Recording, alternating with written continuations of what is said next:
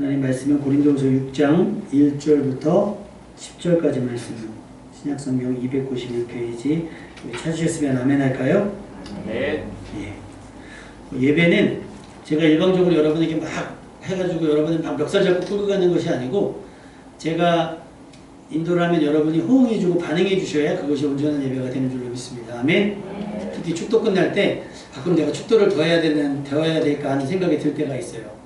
아무도 아멘을 안 하셔서 뭘 더 바라시나 싶기도 하고 우리가 아멘에서 하나님께 영광을 돌립시다. 네. 우리 학생들만 할렐루야. 우리 청년들만 할렐루야. 네. 누가 청년이에요? 예, 우리 고린도후서 6장 1절부터 10절까지 말씀 좀 길긴 하지만 다 같이 한 목소리를 읽도록 하겠습니다. 우리가 하나님과 함께 일하는 자로서 너희를 권하노니 하나님의 은혜를 헛되이 받지 말라.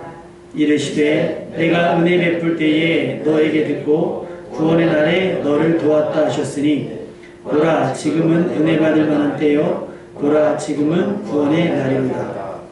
우리가 이 직분이 이방을 받지 않게 하려고 무엇에든지 아무에게도 거리끼지 않게 하고 오직 모든 일에 하나님의 일꾼으로 자천하여 많이 견디는 것과 환난과 궁핍과 고난과 매맞음과 갇힘과 난동과 수고로움과 자지 못함과 먹지 못함 가운데서도 깨끗함과 지식과 오래 참음과 자비함과 성령의 감화와 거짓이 없는 사랑과 진리의 말씀과 하나님의 능력으로 의의 무기를 좌우해 가지고 영광과 욕됨으로 그러했으며 악한 이름과 아름다운 이름으로 그러했느니라. 우리는 속이는 자 같으나 참되고 무명한 자 같으나 유명한 자요 죽은 자 같으나 보라 우리가 살아있고 징계를 받는 자 같으나 죽임을 당하지 아니하고 근심하는 자 같으나 항상 기뻐하고 가난한 자 같으나 많은 사람을 부유하게 하고 아무것도 없는 자 같으나 모든 것을 가진 자로다. 아멘. 질문에 답해 보시겠습니까? 성도는 무엇으로 살까요? 여기에 대답하실 수 있으면 오늘 설교 끝납니다. 바로 끝나요. 오늘. 성도는 무엇으로 살까요? 오늘 예배 가운데 불렀던 찬양, 오늘 읽었던 말씀 조합해서 한번 답을 유추해 보세요. 빨리. 성도는 무엇으로 살까요?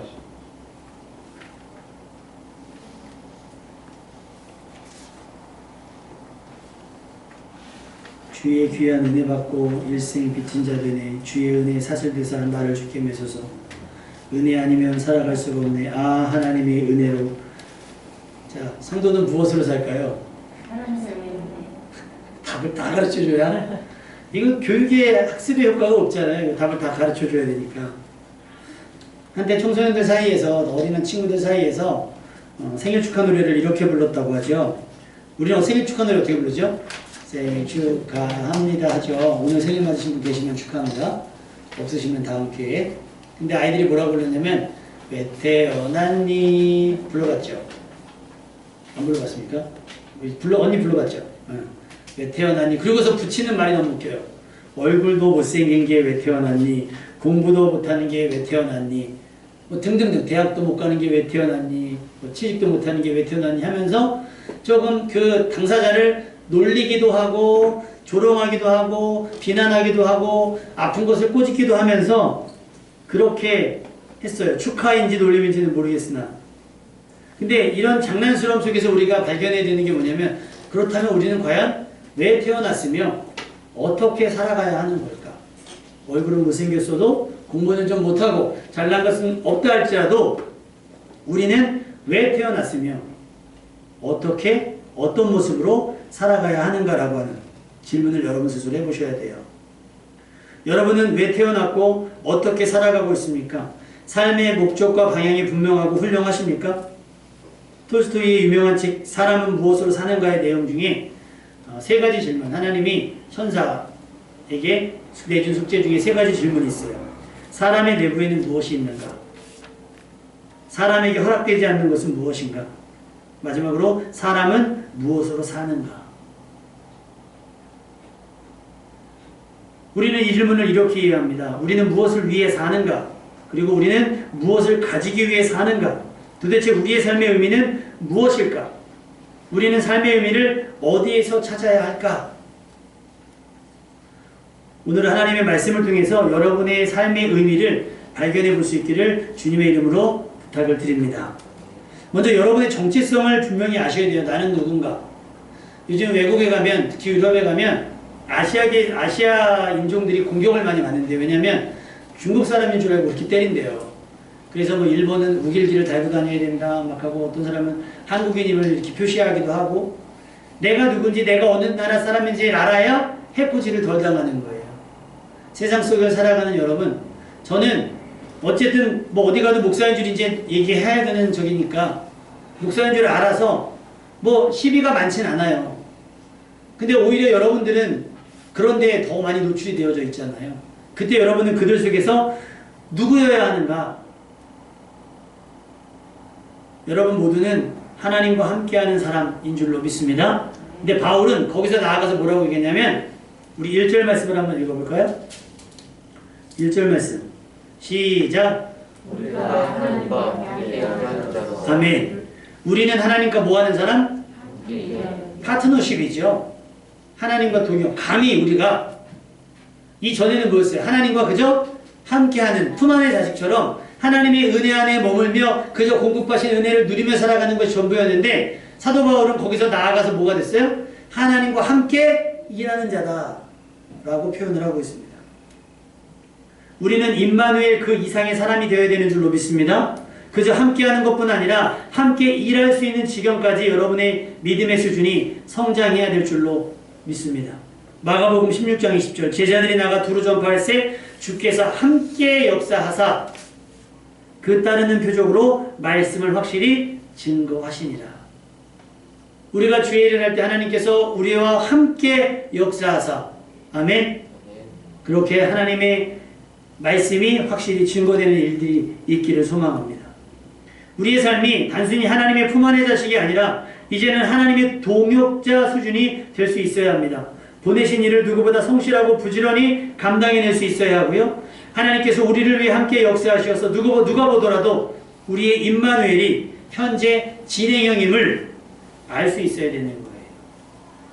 탕자는 아버지 품 안에 있을 때는 부자 도련님이었잖아요.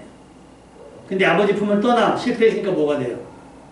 돼지 치는 사람, 밥 한 끼조차 제대로 대접받지 못하고 일한 만큼도 쓰고도 얻지 못하는 처량한 시세가 되었다라고 하는 거예요. 여러분, 품 안의 자식으로 만족하지 마시고 주의 일에 동참할 수 있는 자가 되시기를 주님의 이름으로 축원합니다. 바울은 하나님과 함께 일하는 사람으로서 고린도 교회 성도들에게 권면을 합니다. 뭐라고 했을까요? 1절 다시 한번 읽어보죠. 시작. 우리가 하나님과 함께 일하는 자로서 너희를 권하노니 하나님의 은혜를 헛되이 받지 말라. 자, 하나님의 은혜를 헛되이 받지 말라고 얘기하고 있어요. 이 얘기 뭐냐면 은혜를 받긴 받는데 은혜 받아놓고 어떻게 사냐는 거예요. 은혜 받아놓고 도대체 왜 그렇게 사느냐고 사도 바울이 묻는 거예요. 그 은혜를 헛되게 하지 말아라. 그 은혜가 값어치 없게 비춰지게 하지 말아라는 거예요. 우리가 기도 왜 합니까? 혹시 우리들 중에 저기 부동산 올라가게 해달라고 기도하시는 분 계십니까? 우리의 기도가 그렇게 저렴하지 않습니다. 우리의 기도는요, 사람을 살릴 수도 있고 사람을 구할 수도 있어요. 내 주머니 채우고자 위한 기도는 안 해도 하나님이 이 모든 것을 더해 주신다고 했어요. 언제? 우리가 먼저 그의 나라와 그의 의를 구할 때.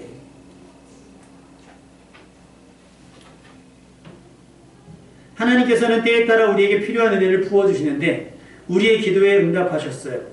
우리가 들어야 할 말씀을 전해주셨어요. 그게 2절 3절 말씀이에요. 우리 2절 3절 말씀 같이 읽어보죠. 2절 말씀 시작. 이르시되 내가 은혜 베풀 때에 너에게 듣고 구원의 나라에 너를 도왔다 하셨으니 보라 지금은 은혜 받을 만한 때요 보라 지금은 구원의 날이로다. 아멘. 우리가 기도하면 하나님이 응답하셨고요. 우리가 알만한 곳에 하나님의 말씀을 듣게끔 하셨습니다. 우리는 이미 충분한 은혜를 받았어요. 우리는 이미 받은 것만으로도 충분합니다. 그 증거가 뭐냐? 신명기 2장 7절 내 하나님 여호와께서 내가 하는 모든 일에 내게 복을 주시고 내가 이 큰 광야에 두루다님을 알고 내 하나님 여호와께서 이 40년 동안을 너와 함께 하셨으므로 내게 부족함이 없었느니라. 할렐루야. 그 임마누엘의 위력 또 하나님의 공급하심의 증거는 광야 40년 생활 가운데 나타났다라고 하는 거예요. 광야 40년이 무슨 의미라고 그랬어요? 얻을 수 없는 곳이잖아요. 지날 수 없는 곳이며 살 수 없는 곳이라고 말씀을 드렸어요. 그런데 40년 동안이나 그들이 거뜬히 그것을 그것을 버텨낼 수 있었던 이유는 뭐예요? 하나님의 공급하신 은혜. 그것도 어떻게? 부족함이 없게끔. 사망의 연체와 골짜기를 뭘로 만들었어요? 푸른 추장 쉴만한 물가로 만드셨어요. 뭐가요? 하나님의 은혜가. 아멘. 그 은혜가 여러분 가운데 있다는 거예요. 여러분은 그 은혜를 받았다는 것이고 더 받을 수 있다라고 말씀하시는데 뭐를 권면해요? 은혜를 받되 어떻게 받지 말라? 헛되이 받지 말라는 거예요. 그 전에 먼저 우리는 하나님의 은혜를 밀어내요. 오히려 전보다 형편이 더 심하게 돼버리는 거예요. 이유가 뭘까요? 우리가 받은 은혜를 제대로 관리하지 못했기 때문입니다. 여러분, 받은 바 은혜를 그저 과시하는 일이나 호화로운 삶을 위해서 허비하지 않기를 부탁을 드립니다. 또 은혜를 핑계로 함부로 범죄해서도 안 됩니다. 농담 같은 이야기지만 그 영화배우 누구죠? 그 가수 거미랑 그러는 사람 조정석 씨가 교회를 다녔었나 봐요. 지금도 다니는지 모르겠는데 수련회를 갔는데 집사님들이랑 이제 막 모여가지고 마피아 게임 혹시 아세요? 마피아 게임이 이렇게 사람들이 둥그렇게 있으면 한 사람을 지목해서 마피아를 만들어요. 마피아는 좋은 사람이에요, 나쁜 사람이에요? 나쁜 사람을 딱 집어요. 그러면 서로 연기를 하면서 자기가 마피아가 아니라는 걸 어필하는 거예요. 집사님 한 분이 예수님의 이름을 걸고 눈물을 흘려가며 자기는 마피아가 아니라고 막 했다는 거예요. 근데 알고 봤더니 그분이 마피아였다는 거예요. 여러분, 은혜가 되십니까? 덕이 돼요? 하나님께 영광이 됐을까요? 왜 예수님의 이름을 거기다 걸어요? 왜 거짓말하는데 예수님의 이름을 걸고 그 게임에서 잠깐 유리하기 위해서 왜 그런 연기를 하냐는 거예요. 우리는요, 은혜를 받았다고 한다면 로마서 14장 19절처럼 살아야 돼요. 그러므로 우리가 화평의 일과 서로 덕을 세우는 일을 힘쓰나니. 은혜 받았다라고 하는 증거는 뭐냐면 내가 은혜를 받았으니 마음이 여유로워져요. 많이 가진 것이 아니지만 가진 것이 없으나 아까 그 찬양 중에 뭐라고 했어요? 가난한 자 같으나 부유한 자라는 거예요. 아무것도 가진 것이 없는 줄 알았더니 모든 것을 가진 자라는 거예요. 뭐가? 은혜 받은 사람은 그렇다는 거예요. 일용할 양식으로도 이 사람은 1년 365일. 일용할 양식은요, 1년 365일 중에 겨우 하루 책임져 주시는 날이에요. 근데 그 일용할 양식의 은혜를 이 사람은 오늘 누려요. 내일은 내일 고민하는 거예요. 그리고 내일 되면 또요, 그날의 일용할 양식을 바라고 구하는 거예요.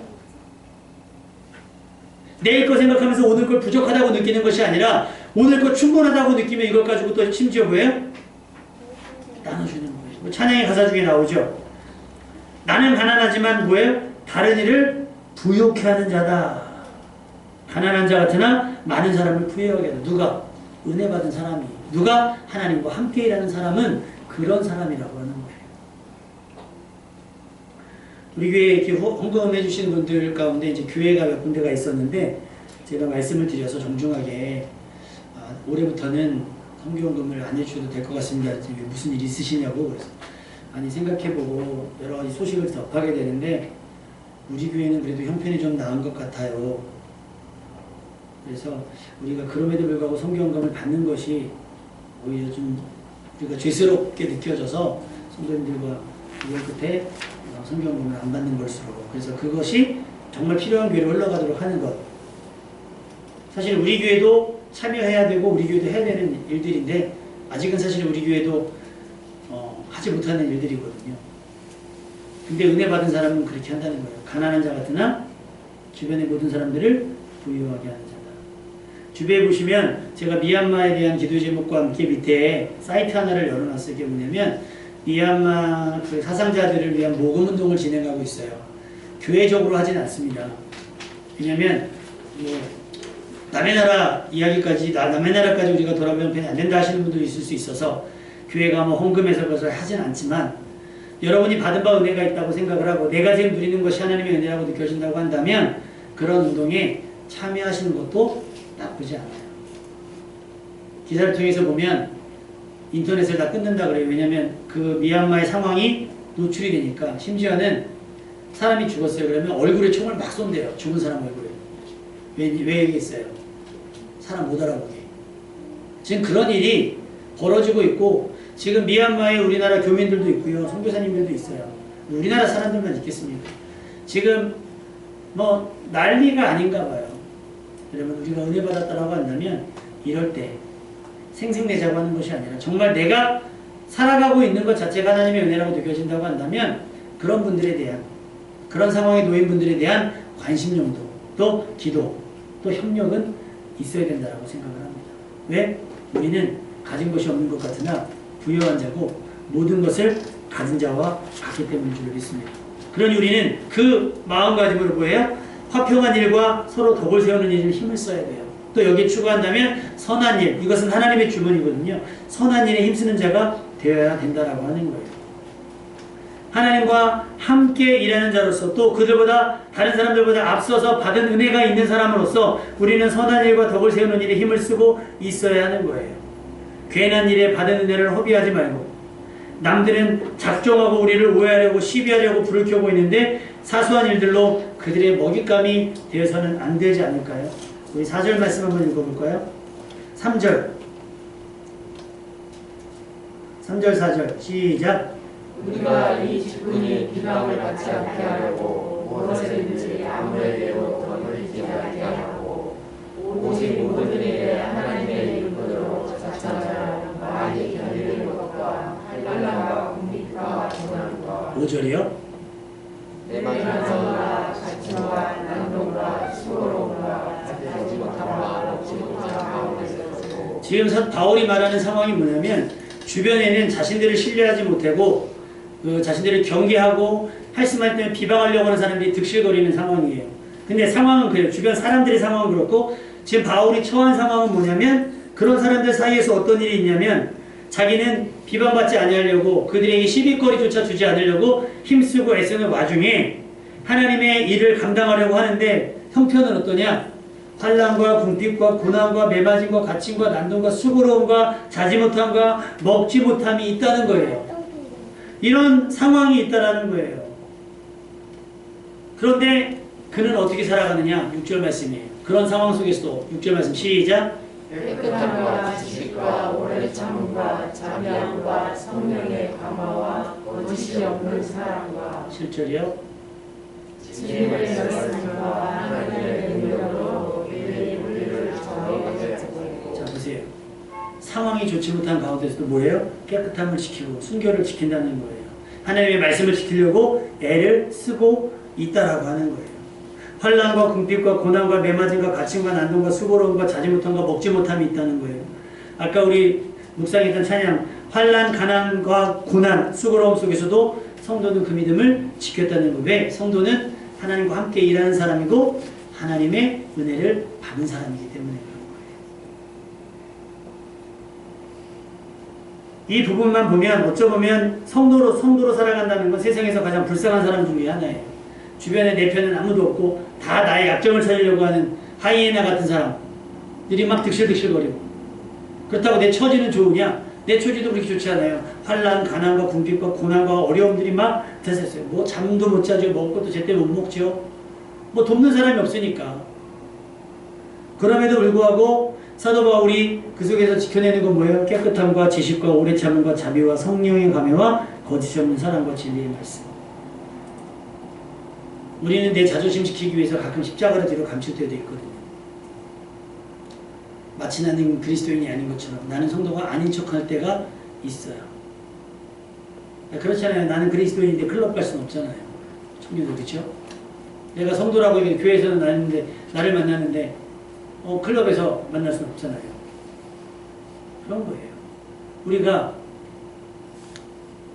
저는 이번에 나라에서 일어나는 모든 일들 보면서 답답한 게, 저들 안에, 그 땅 투기하시는 분들 안에 성도가 있을까? 그리고 그들이 본 이득으로 분명히 헌금을 했을 거 아니에요. 그럼 뭐라고 얘기했겠어요? 하나님이 은혜를 주셔서 하필이면 내가 산 땅이 이렇게 올랐다 했을 거 아닙니까? 근데 사실이에요, 아니에요? 아니잖아요. 정보를 가지고 그 정보를 활용해서는 안 되는 직업군의 사람들이 그 정보를 가지고 투기를 했다는 거예요. 거짓이잖아요. 성도는 그렇게 살면 안 돼요. 내가 조금 얕게 살면 그렇게 하면 되지만 그렇게 살면 안 되는 게 성도의 삶인 거예요. 모두가 더러워도 우리는 그들 속에서 깨끗할 수 있어야 돼요. 모두가 음탕해도 우리는 그들 속에서 순결할 수 있어야 되고, 모두가 거친 속에서 우리는 온순할 수 있어야 되고요. 모두가 교만한 습 속에서 우리는 겸손할 수 있는 게 성도의 삶인 거예요.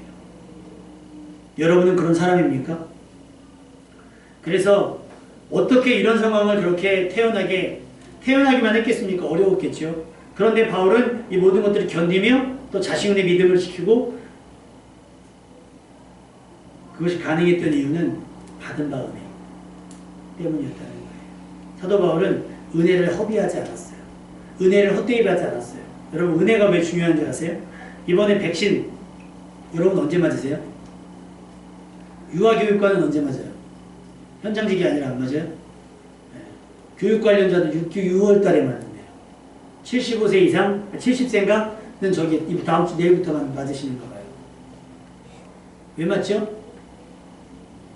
주사가 남아 돌아서 면역력 때문에 맞잖아요. 면역력. 그거 맞으면 혹시라도 그런 바이러스가 접촉되게 있을 때 몸이 싸워서 이겨준다는 거예요. 여러분, 은혜가 바로 면역력이에요. 받은 바 은혜가 면역력이어서 죄의 유혹을 이겨낼 수 있게 하고요. 다른 돈의 욕심을 이겨낼 수가 있게 되는 거예요. 발생하는 모든 일을 버텨내게 해주는 것이 그 힘이 은혜에 있어요. 그래서 마리아는 처녀의 몸으로 잉태될 것을 얘기할 때 얼마나 당황했어요. 그런데 그 전에 천사가 마리아에게 뭐라고 인사했냐면 은혜 받은 자요, 평안할지어다 그랬어요. 은혜 아니었으면 마리아가 그 상을 감당 못하죠. 그러니까 여러분, 직분을 받기 전에 뭘 받아야 돼요? 은혜를 받아야 돼요. 내가 성공을 구하기 전에 뭘 해야 돼요? 은혜를 먼저 받아야 그 성공으로 가는 과정 속에서 일어나는 이런 환난, 가난, 고난, 궁핍, 피곤, 억울함, 이런 많은 것들이 발생한다 할지라도 믿음을 지켜낼 수 있는 면역력이 생긴다라고 하는 거예요. 그러니 백신을 맞은 듯 우리는 먼저 은혜를 받아야 돼요. 은혜가 충분할수록 환경에 대한 면역력이 대단해집니다. 사도 바울이 빌립보서 4장 12절에 이렇게 고백합니다. 나는 비천에 처할 줄도 알고 풍부에 처할 줄도 알아. 모든 일 곧 배부름과 배고픔과 풍부와 궁핍에도 처할 줄 아는 일체의 비결을 배웠다. 그러니까 바울은 은혜 받고 나니까 뭐예요? 있어도 그만, 없어도 그만. 있다고 뭐 대단한 건 아니고 없다고 뭐 어려운 거 아니더라는 거예요. 일용할 양식이면 충분하다는 것을 배웠다. 그게 뭐예요? 일체의 비결이라는 거예요. 누구 고백? 은혜 받은 바울의 고백이 그렇다는 거예요. 은혜를 받을수록 불평과 불만, 엄살이 줄고요. 감사와 찬양이 넘쳐나게 되는 거예요. 여러분이 흥얼거리게 되는 찬양의 분량이 곧 은혜의 분량이라고 생각하시면 됩니다. 여러분, 찬양을 얼마나 흥얼거리십니까? 말씀을 얼마나 되뇌이세요? 그 여러분이 되뇌이는 말씀과 또 부르는 찬양이 분량이 여러분이 지금껏 받은 은혜의 분량, 그 은혜 때문에 여러분은 면역력이 있어서 죄에 물들지 아니하고 거짓에 속지 아니하고 막 이렇게 되는 거예요. 하나님과 함께 일하는 사람, 또 은혜 받은 사람의 특징 6절, 7절 아까 읽었죠? 이걸 표준 세번역으로 제가 다시 한번 읽어드릴게요. 또 우리는 순결과 지식과 인내와 친절과 성령의 감회와 거짓 없는 사랑과 진리의 말씀과 하나님의 능력으로 이 일을 해왔다는 거예요. 여러분, 교회 봉사뿐만 아니라 사회 봉사의 동기가 다른 것에 있으면 안 돼요. 이것이 동기가 되어야 되는 거예요. 받은 바 은혜가. 여러분, 지금껏 받은 은혜가 여러분의 헌신과 순종과 충성에 충분한 이유가 되시기를 주님의 이름으로 축원합니다. 그리스도인은요, 상황에 따라 태도를 달리하지 않아요. 그 색깔 바꾸는 동물이 뭐예요? 카멜레온. 이야, 우리 6살. 아이, 소리샘 열매반 화이팅.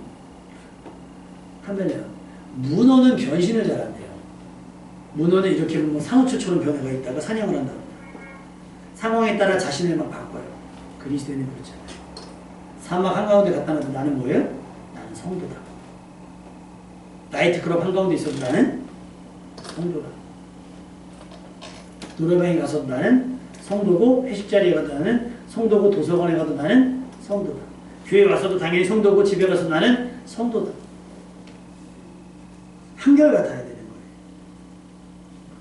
무엇보다 우리는 거짓이 없는 진실한 사랑을 맡은 사명을 감당하며 우리가 전하는 복음을 증명해 보여야 한다는 거예요. 우리가 이렇게까지 하는 이유가 바로 뭐예요? 진리의 말씀과 하나님의 능력으로 이 일을 감당하고 있기 때문입니다. 세상 사람들은 칼과 창과 단창과 같은 치명적인 무기로 자기를 무장하지만 우리는 의로움으로 옷 입고 성령의 전신갑주로 무장합니다. 앞에서 말했던 성령의 감화, 성령의 감동하심.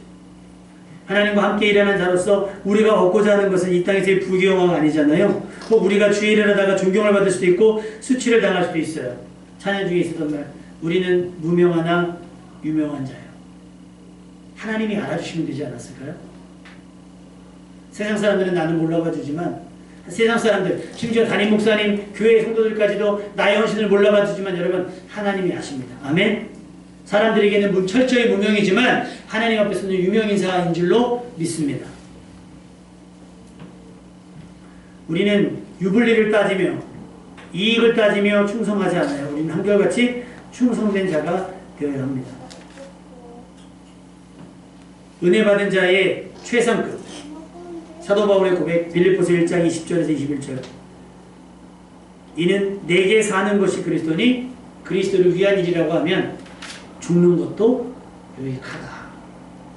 내가 살아 하나님께 영광이 되고 내가 사는 것이 그리스도의 유익이 되는 것이라면 내가 이악 물고 살아가는데 내가 차라리 죽는 것이 그리스도를 드러내는 일일 수 있다면 나에게 죽음도 무익한 것이 아니라 뭐예요? 유익하다라고 고백합니다. 여러분, 성도는 무엇으로 살아가야 돼요?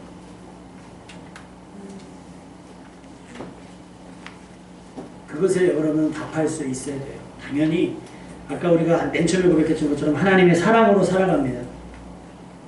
그리고 그 사랑은 우리를 절대 가만히 있게 하지 않죠. 우리를 노래하게 하며 춤추게 하며 전하게 하며 일하게 합니다. 그 사랑에 대한 표현이 뭐가 되겠어요? 사명이 되는 거예요. 여러분, 그래서 그런 얘기 들어보셨죠? 사랑받은 사람이 사랑할 줄도 안다는, 하나님의 사랑을 받아야 사랑할 수 있는 거예요. 그러니까 그거 없이 우리가 무조건 훈련으로 전도시켜가지고 막 하니까. 전철, 혹시 지하철 타고 다니시는 분 있어요? 학교 갈 때 전철 타고 가나? 혹시 십자가 들고 다니시는 분 본 적 있어요? 예수 천당 부신지요? 퇴근 시간에 피곤해하고 사람들이 얼마나 예민해요. 피곤해하고 집에 가고 싶은데 예수 천당 불신 조금 때로는 그게 시끄러울 때 있어요. 사람의 컨디션에 따라서.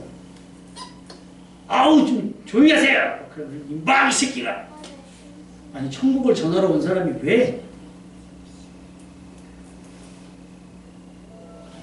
아니에요. 우리는 그렇게 해서는 안 돼요. 우리는 그리스도의 사랑으로 사명을 감당할 수 있어야 돼요. 사람들이 물어요. 너 무엇으로 살아? 너 뭐 먹고 살아? 그리고 막 신혼부부는 뭐 먹고 산대요. 사람 먹고 살아야 뭐 이러잖아요. 유치하게. 우리도 그래요. 뭐 먹고 사냐? 하나님의 은혜 먹고 살아. 흔히 교회 보낸다 그러면, 교회 간다 그러면, 야!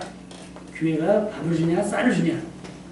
분명히 코로나 전까지 우리는 밥도 주고요, 국도 주고요, 가끔 찌개도 주고요, 고기도 먹고요. 하죠? 우리는 하나님의 사랑을 먹고 산다고, 하나님의 은혜 때문에 산다고 고백할 수 있어야 돼요. 그래서 그 은혜를 받아서 너무 좋아가지고 견딜 수 없어서 뭔가 하는 거 있죠. 그게 헌신이고 그게 충성인 거예요. 시켜서 하는 게 아니라 막 자발적으로. 사도 바울이 내가 자청하여 내가 스스로 나서는 거예요. 왜? 받은 은혜가 너무 크니까 도저히 가만히 있을 수가 없는 거예요.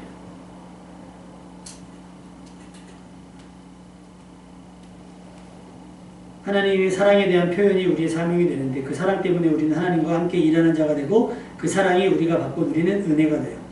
성도 안에는 바로 이 은혜가 가득 차 있어야 되는 겁니다. 그래야 견딜 수 있고 참을 수 있고 기다릴 수 있고 손해를 감수할 수 있어요.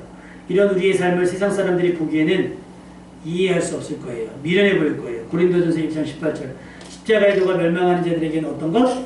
미련한 것이로되 구원을 얻는 우리에게는 하나님의 능력이 돼요. 그러니 우리가 순종하고 충성하고 헌신하고 봉사하는 거겠죠. 세상 사람들이 볼 때 우리는 철저하게 무명이에요. 그들보다 나은 것도 없고 그들보다 배운 것도 없을 수 있어요. 그들보다 뭐 이렇게 가문이 좋지 않을 수도 있어요. 아무 문제가 될 것이 없어요. 왜? 하나님이 우리와 함께 하시고 하나님이 우리를 통해 일하시기 때문입니다. 그들이 볼 때는 우리의 삶이 미련해 보일 수 있고요. 그들이 보기에는 우리의 삶이 항상 위태로워 보일 수 있으나 우리는 하나님의 평강이 넘쳐납니다. 광야에서나 사자굴 속에서나 어디에서나 우리는 잠잠을 잘 만큼 평안할 수 있어요. 험하고 힘겨운 삶으로 저주를 받은 것 같으나 우리는 완전한 생명으로 옮겨가는 중입니다. 찬양의 가사 중에 마지막 부분이 이렇게 되어 있어요. 우리는 무명하나 유명한 자요 죽음의 위기 속에서도 참 생명 가졌고 근심하나 뭐예요? 기뻐하며 가난하나 다른 일을 부욕해 하는 자. 그리고 생각해보니 나는 이미 모든 것을 많은 것을 가진 자가 아니라 어떤 거요? 모든 것을 가진 자라는 거예요. 사도 바울의 고백이 그래요. 그리고 이 고백이 뭐예요? 이 찬양의 제목이 성도의 노래라는 거예요. 바울과 같은 엄청난 사람이 가지는 아까 찬양 중에 나왔던 유명하신 목사님들 막 마틴 도킹도 나오고 막 보네포도 나오고 막 나오잖아요. 그런 어떤 믿음의 수준이 막 하늘 끝에 닿은 사람들만의 고백이 아니라 일반적인 성도 세례를 받았고 혹은 아직 받기 전이지만 내가 그리스도를 주로 고백하는 사람들의 고백이 뭐예요? 나는 생각해보니 모든 것을 가진 자다. 그러니 여러분 기죽지 마시고요. 불안해하지 마시고요. 염려하지 않기를 바랍니다. 근심하는 것 같으나 우리 안에는 생각해보면 기뻐할 것들이 더 많아요. 불안해할 것보다 우리에겐 담대할 것이 더 많이 있습니다. 왜? 하나님께서 우리와 함께 하시고 우리를 통해 일하시기 때문입니다. 우리는 상황과 환경 때문에 기뻐하는 것이 아니라 하나님과 함께하는 것으로 기뻐하며 즐거워하죠. 우리는 이미 많은 것을 가졌어요. 아니 모든 것을 가졌어요. 목사님 없는데요? 금가원 여러분 금가원 나 없어도 우리 뭐 있어요? 나사렛 예수 그리스도의 이름이 있잖아요. 그 이름을 가졌으면 다 가진 거예요. 이전보다 더 확실하게 하나님과 함께 일하는 사람이 되시기를 바랍니다. 그 어느 때보다 분명하게 은혜 받은 자의 삶을 살아가시기를 주님의 이름으로 축원합니다. 그것이 성도의 삶입니다. 성도는 하나님의 사랑으로 살아가게 됩니다. 그 사랑으로 이 어려운 때를 넉넉히 이겨나가며 다른 사람들이 사기를 북돋아 올리며 여러분 덕분에 다른 사람들이 한숨 돌리고 여러분 덕분에 살았다라고 간증하게 하는 그런 성도의 삶을 살아가는 여러분 되시기를 주님의 이름으로 축원합니다.